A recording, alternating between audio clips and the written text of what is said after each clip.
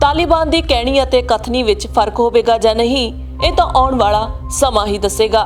ਪਰ ਹੁਣ ਜੋ ਉਹਨਾਂ ਨੇ ਕਿਹਾ ਹੈ ਉਹ ਭਾਰਤ ਲਈ ਸੁੱਖ ਦੀ ਖਬਰ ਹੈ। ਤਾਲਿਬਾਨ ਨੇ ਕਿਹਾ ਹੈ ਕਿ ਅਫਗਾਨਿਸਤਾਨ ਦੀ ਧਰਤੀ ਦਾ ਇਸਤੇਮਾਲ ਭਾਰਤ ਦੇ ਖਿਲਾਫ ਨਹੀਂ ਹੋਵੇਗਾ।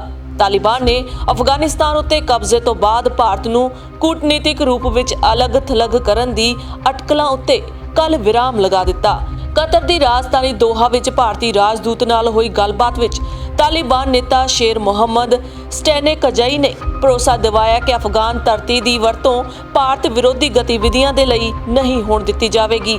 ਦੱਸ ਦਈਏ ਕਿ ਸਟੈਨੇਕਜਾਈ ਦੋਹਾ ਵਿੱਚ ਤਾਲਿਬਾਨ ਦੇ ਰਾਜਨੀਤਿਕ ਕਾਰਜ ਭਾਗ ਦਾ ਮੁਖੀ ਹੈ।